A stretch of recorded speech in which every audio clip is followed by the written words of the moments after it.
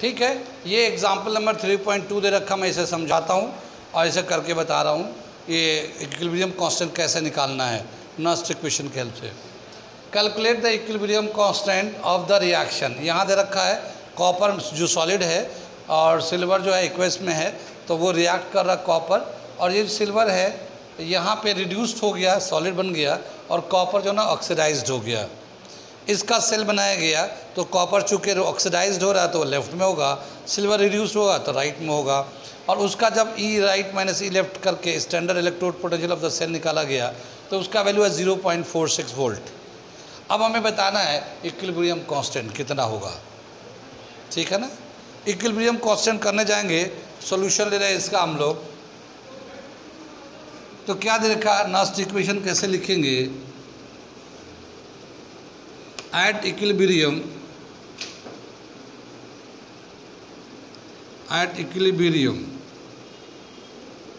क्या हो जाएगा, EMF standard electrode potential of cell is equal to 0.059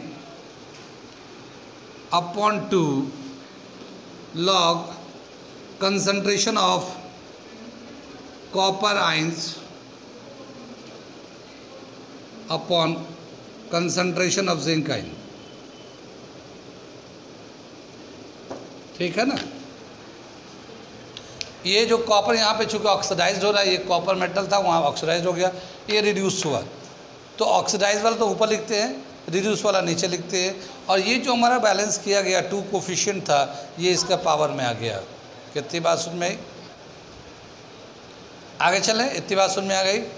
ये जो ऊपर का ऑक्सीडेटिव है, नीचे का रिडक्टिव है, इसको अगर हम लोग इक्विलिब्रियम कांस्टेंट से लिखा है, इक्विलिब्रियम कांस्टेंट से रिप्लेस देते हैं, ठीक है ना। जब एक्सटर्नल सर्किट में पोटेंशियल ज़ीरो होता है तो ये EMF standard electrode potential of the cell is equal to 0.0592 log equilibrium constant Kc। ठीक है, ये जो वैल्यू है इसका वैल्यू हमारा दिया हुआ है कितना, 0.46। ठीक, तो इसका वैल्यू हम लोग डाल देते हैं और इन सब को उधर ले चलते हैं। ठीक, तो क्या मिलेगा हमें, log Kc is equal to, ये हमने 0.46 कर दिया, यहाँ पे हम लोगों ने डाल दिया 0.46। अब ये 2 इसको मल्टीप्लाई करेगा और ये इसको डिवाइड करेगा, तो क्या आएगा, ये 2 से इसे मल्टीप्लाई कर देते हैं और ये 0.059 से डिवाइड कर देते हैं। ठीक, जब इसको पूरा सिंप्लीफाई करते हैं तो क्या दे रखा वैल्यू, 15.6 आएगा, log Kc is equal to 15.6। ठीक, ये करने की चीज़ है, कर लेंगे हम लोग। ये मैनुअल भी कर सकते हैं और मोबाइल से भी कर सकते हैं, कैलकुलेट कर सकते हैं, मैनुअल भी कर सकते हैं, कोई ऐसी बात नहीं है। करके दिखाऊं मैं, ठीक है, मैनुअल करके दिखा रहा हूँ। ये जैसे देखिए, डेसिमल के बाद 2 डिजिट है, यहाँ पे 3 डिजिट है, तो 1 0 हम लोग यहाँ बढ़ा लेते हैं और डेसिमल को हटा देते हैं। ठीक है ना, ये 460 हो गया। 460 को जब 2 से मल्टीप्लाई करेंगे तो ये 0 12 9 920 अपॉन 59 हो जाएगा। ठीक है ना, 59 को हम लोग 60 ले लेते हैं, अप्रॉक्सीमेटली 60 ले लेते हैं, 1 0 काट लेते हैं। ठीक है ना, और 6 से करेंगे और 2 से कर लेते हैं, पहले 2 3 जा 6, 2 से कर लेते हैं, 2 4 जा 8, 1 बचेगा, 2 6 जा 12, 3 से करते हैं, 3 1 जा 3 16, 3 5 जा 15, 1 बचेगा और 1 बचेगा, 3 3 जा 9, कुछ इस तरह से आएगा। तो हम लोगों ने नीचे 59 को हम लोगों ने 60 किया है, तो ज़ाहिर है 15.3 हो गया, जबकि वो एग्जैक्ट वैल्यू 15.6 है। कितनी बात सुन में, तो ये मैनुअल भी कर सकते हैं हम लोग, कैलकुलेट करके भी। तो ये 15.6 दे रखा है NCERT में, वो हमने लिखा है, लेकिन मैनुअल करेंगे तो ऐसे आएगा वो। ठीक है ना, आगे चले, मैं आगे बोला क्या कि अब ये log Kc का वैल्यू 15.6 दे रखा है, तो हमें इसका एग्जैक्ट Kc का वैल्यू निकालना है, तो फिर हम लोग एंटी लॉग लेंगे।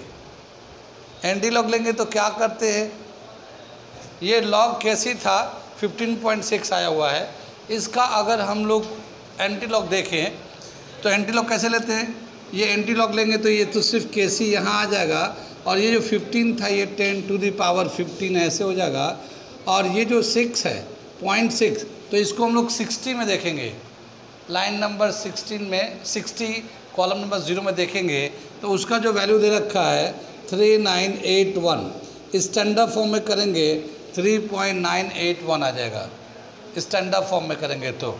कितनी बात सुने?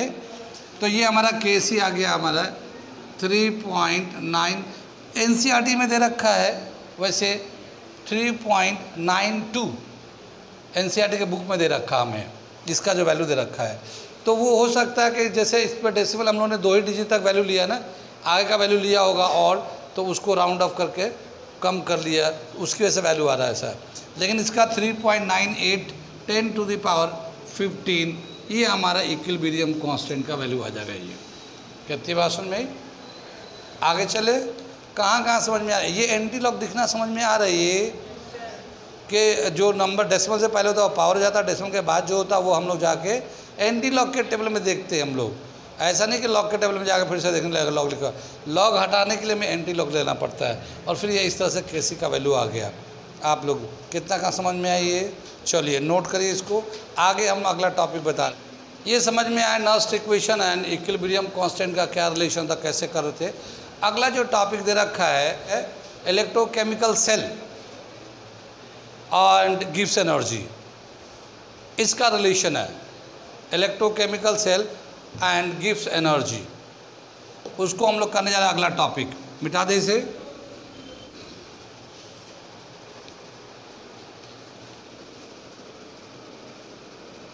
Electrochemical cells and gives free energy, gives free energy of reaction, energy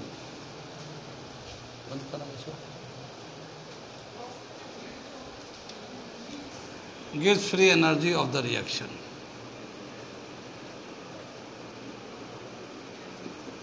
ठीक है ना? ये एक अगला हेडिंग है, ये इलेक्ट्रोकेमिकल सेल एंड गिव्स free energy of the reaction. Electrochemical cell तो जानते हैं हम लोग, एक हमारा सीरीज दे रखा है रिडक्टिव इलेक्ट्रोड पोटेंशियल, वहीं से हम लोग बनाते हैं electrochemical cell, standard electrode potential निकाल के लाते हैं। E cell naught is equal to E right minus E left. तो वो जो सेल है स्टैंडर्ड इलेक्ट्रोड पोटेंशियल है उसका और गिव्स फ्री एनर्जी में क्या रिलेशन है, ये हमें बताना है। क्या बताया कि जब भी कभी चार्ज जाता है एक्सटर्नल सर्किट में तो ज़ाहिर है एक तरह का रेजिस्टेंस भी होता होगा, जानते तो होंगे flow of charge in A call current, और वहाँ पे कोई भी ऐसा वायर नहीं होता जिसमें रेजिस्टेंस नहीं होता। ठीक है, तो रेजिस्टेंस होता है तो वो उसे एक तरह का हिंड्रेंस देता है। ठीक है, आगे हम लोगों ने इलेक्ट्रिक पोटेंशियल, फिजिक्स में हम लोगों ने पढ़ा है, फिजिक्स में पढ़ते हम लोग इलेक्ट्रिक पोटेंशियल क्या दे रहा है, electric rate of doing work, work done पर unit test charge is called electric potential. क्या? वर्क डन पर unit test charge is called electric potential. ये फिजिक्स का टॉपिक है। और एक चार्ज को इलेक्ट्रिक फील्ड जहाँ पे होता है, जब पढ़ेंगे तो बताएंगे हम आपको कि जहाँ पे इलेक्ट्रिक फील्ड होता है तो फील्ड का एक इन्फिनिटी पॉइंट भी होता है। अगर हम लोग इन्फिनिटी से एक चार्ज को, टेस्ट चार्ज को, जो फील्ड होता है पॉजिटिव चार्ज का फील्ड होता है, और एक टेस्ट चार्ज को जब इन्फिनिटी से लेके आएंगे इनसाइड द फील्ड तो टेस्ट चार्ज भी पॉजिटिव होता है। क्या? टेस्ट चार्ज भी पॉजिटिव होता है। तो सोर्स चार्ज भी पॉजिटिव, टेस्ट चार्ज भी पॉजिटिव, तो उनके ऊपर एक तरह का रिपल्शन होता है। क्या होता है वो? जैसे यहाँ पे एक सोर्स चार्ज है पॉजिटिव है, इसका अपना एक फील्ड है। ठीक है, इतना मान लिया कि ये इसका इतने दूर तक फील्ड है, तो यहाँ पे इलेक्ट्रिक लाइन ऑफ फोर्स होंगे। एक टेस्ट चार्ज को अगर हम इस फील्ड में लेके आना चाहेंगे तो जाहिर है इससे इसके ऊपर रिपल्शन होगा, क्योंकि टेस्ट चार्ज भी पॉजिटिव होगा। Same charge repel to each other, तो ये रिपल्शन हो रहा होगा। तो जब इसको अंदर की तरफ ले आएंगे तो रिपल्शन के अगेंस्ट में हमें लेके आना पड़ेगा। एक चार्ज जब इधर आ रहा होगा तो इसके फील्ड का रिपल्शन हो रहा होगा, तो जितना रिपल्शन हो रहा है उसके अगेंस्ट में उस चार्ज को लेके आ रहे हैं। तो हम फोर्स लगा रहे हैं अगेंस्ट में, एक इलेक्ट्रिक फील्ड के अगेंस्ट में एक हम लोग फोर्स लगा रहे हैं। तो जो फोर्स लगा के जितना डिस्प्लेसमेंट करेंगे, मान लो यहाँ तक लेके आए, तो force into displacement, work done. यानी जब भी कभी चार्ज को इन्फिनिटी पॉइंट से इलेक्ट्रिक फील्ड के अंदर में लाते हैं तो वर्क डन करते हैं against the electric field, field के अगेंस्ट में। फील्ड का तो डायरेक्शन आउटवर्ड है, उसके अपोजिट डायरेक्शन में हम लोग वर्क डन करते हैं। तो जो वर्क डन करते हैं पर यूनिट टेस्ट चार्ज को लाने के लिए, वर्क डन पर unit test charge, work done पर unit test charge is called potential. क्योंकि जितना वर्क डन करेंगे वो उस चार्ज के अंदर पोटेंशियल एनर्जी के फॉर्म में स्टोर हो जाता है। तो जितना हम लोग करीब लाएंगे उतना ज़्यादा वर्क डन करेंगे, जितना ज़्यादा वर्क डन करेंगे उतना ज़्यादा उसका पोटेंशियल बढ़ता जाएगा। तो ये एक हम लोगों ने फिजिक्स का एक कंसेप्ट है, वर्क डन पर unit test charge is called potential. ठीक है ना। और ये हम लोग इलेक्ट्रिक फील्ड के अपोजिट में करते हैं। ठीक, क्या बताया कि जब डैनियल सेल में जब चार्ज चल रहे होंगे तो वर्क डन कर रहे होंगे, जो चार्ज चल रहा है वर्क डन करता है, वर्क डन पर unit test charge is called potential. और पोटेंशियल ही रिस्पॉन्सिबल होता है स्पीड ऑफ चार्ज या स्ट्रेंथ ऑफ चार्ज के लिए, कि करंट का स्ट्रेंथ कितना है। जितना ज़्यादा पोटेंशियल का डिफरेंस होगा उतना ही ज़्यादा स्ट्रेंथ ऑफ करंट होगा। कम पोटेंशियल का डिफरेंस होगा, स्ट्रेंथ ऑफ करंट कम होगा। कितनी बात सुन में। अब क्या बताया कि जितना वर्क डन करके चार्ज को लेके आएंगे, वर्क डन पर चार्ज पोटेंशियल, ये पोटेंशियल को ही हम लोग बोलते हैं गिव्स फ्री एनर्जी या gives energy for chemical reaction, ये भी कहते हैं गिव्स energy for of chemical reaction. और ये जो ये हम लोग करते क्या, ये यहाँ से ये वर्क डन जो है, work done is equal to Q not V होता है।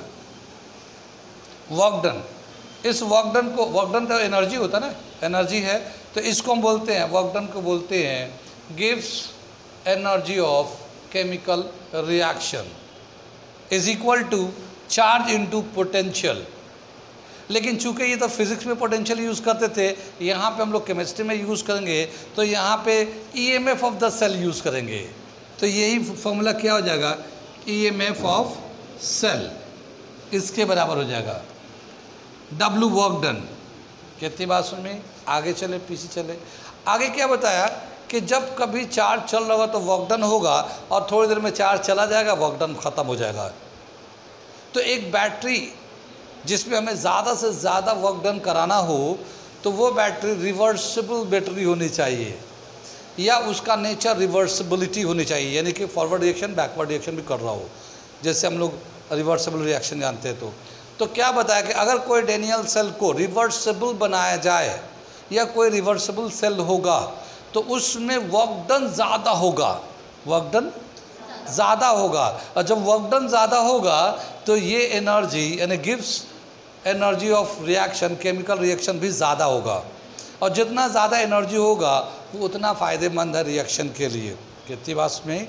तो क्या दिया है यहाँ पे गिव्स एनर्जी का, गिव्स energy is equal to delta G R is equal to negative Q not W negative Q not EMF of cell. कितनी बात सुन भाई। यानी गिव्स एनर्जी ऑफ केमिकल रिएक्शन को जी से दिखाते हैं, और डेल्टा चेंज इन गिव्स एनर्जी फॉर केमिकल रिएक्शन, तो ये आर रिएक्शन से दिखाया। ठीक है। तो चेंज इन गिव्स energy for a chemical reaction is equal to negative work done for reversible cell, क्योंकि उसमें ज़्यादा से ज़्यादा वर्क डन होगा, ज़्यादा से ज़्यादा एनर्जी होगा। ठीक है। और ये जो वर्क डन है वो charge into EMF of cell के बराबर है, charge into EMF of cell के बराबर है। चार्ज कैसे निकालेंगे, एक जब इलेक्ट्रॉन, एक एटम होगा तो वो एक एटम एक इलेक्ट्रॉन भी दे सकता है, दो इलेक्ट्रॉन भी दे सकता है, जितना उसकी वैलेंसी होता है उतना दे सकता है। ठीक है। लेकिन एक बताया गया कि एक फैराडे कांस्टेंट होता है, फैराडे कांस्टेंट तो जानते होंगे, एक मूल पे कितना चार्ज का ट्रांसफ़र होता है वो दे रखा 96,000, ठीक है ना, 96,500 कूलम का चार्ज आता है। तो अगर इस Q को Q जो होता है हमारा N इंटू ई के बराबर होता है। ऐसे फिजिक्स में जो चार्ज होता है N number of electron, E charge of each electron होता है। लेकिन जब केमिकल रिएक्शन में चलेंगे तो यहाँ पे हम लोग जो चार्ज होगा वो हम लोग फैराडे कांस्टेंट लेंगे। तो यही फॉर्मूला जो है delta G R gives free energy for a reaction is equal to minus W ले लो minus Q nought EMF of cell ले लेते हैं, और ये minus NF EMF of cell भी ले सकते हैं। N है नंबर ऑफ इलेक्ट्रॉन और ये चार्ज है, एक मोल में कितना चार्ज होता है, तो वो 96,500 ले लेंगे। ये फैराडे कांस्टेंट के बराबर है ये। और ये EMF ऑफ सेल ले रहे हैं, ये स्टैंडर्ड नहीं ले रहे हम लोग, ये जनरल ले रहे हैं। जैसे नस्ट इक्वेशन में E सेल लेते थे ना, वो जनरल ले रहे हैं हम लोग। इतनी बात सुन में कोई रिएक्शन हो रहा है, इतनी बात सुन में आई, तो हम इसको थोड़ा सा लिखते हैं। क्या लिख देते हैं हम लोग, ये तो हम लोगों ने बोल दिया, अब इसको लिख देते हैं। क्या बोला, क्या गिव्स energy for energy of a reaction is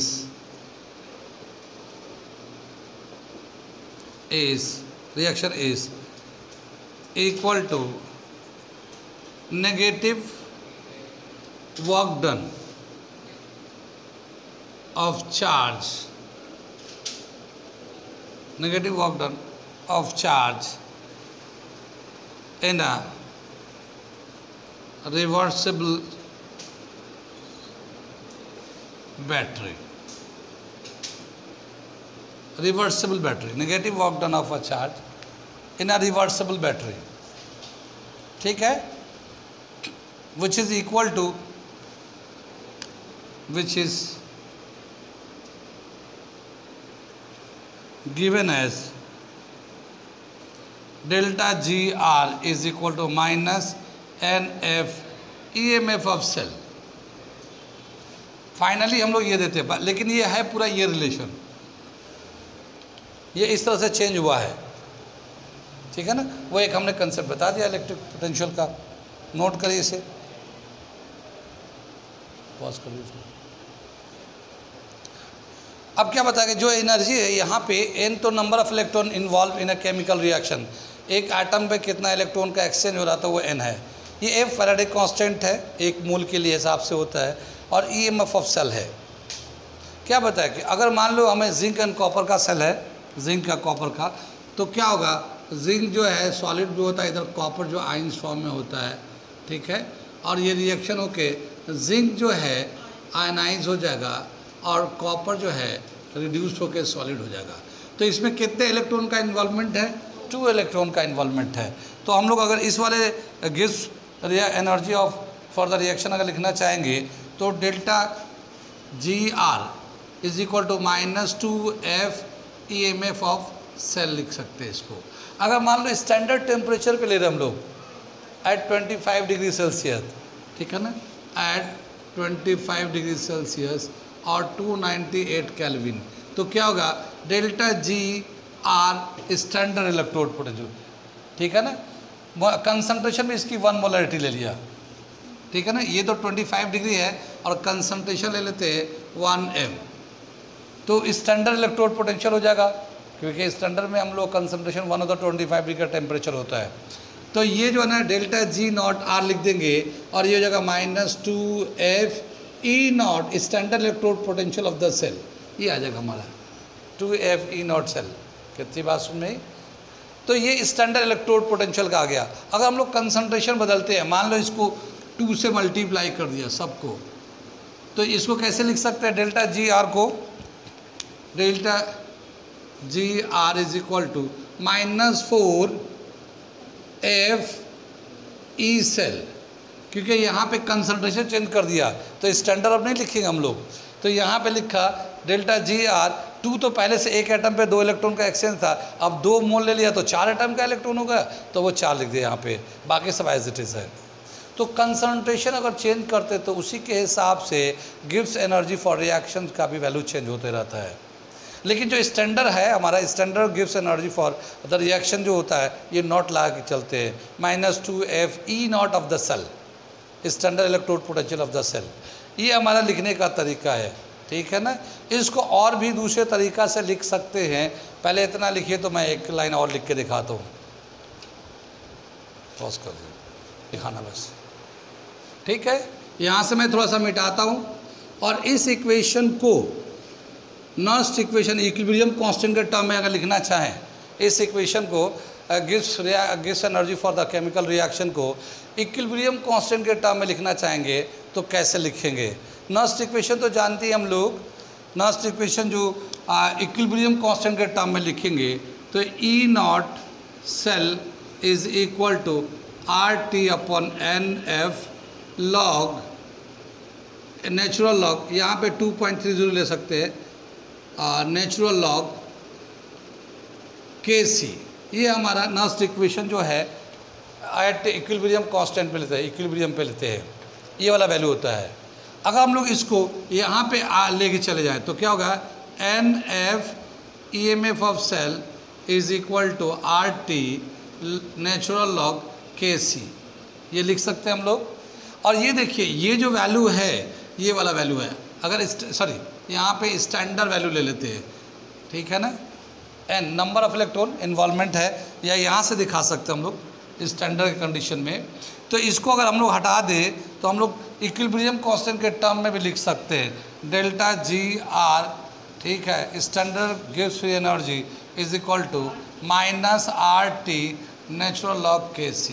ये भी हमारा गिव्स एनर्जी फॉर केमिकल, स्टैंडर्ड गिव्स energy for chemical reaction is equal to minus इसमें है ना, ये नेगेटिव वैल्यू ऑलरेडी था इसमें, ठीक है। तो ये R तो गैस कौन सा T टेम्परेचर है, नेचुरल लॉग Kc। तो ये एक गिव्स एनर्जी का रिलेशन इक्विलिब्रियम कांस्टेंट के टर्म में भी ये आ जाता है, तो इक्विलिब्रियम के टर्म में भी है, स्टैंडर्ड इलेक्ट्रोड पोटेंशियल के टर्म में भी है, ठीक है। ये एक टॉपिक था, इसके बेस पे हम लोग देखते हैं एक न्यूमेरिकल करेंगे, तो इसको और कंसेप्ट को क्लियर करेंगे, ठीक है, नोट कर लीजिए।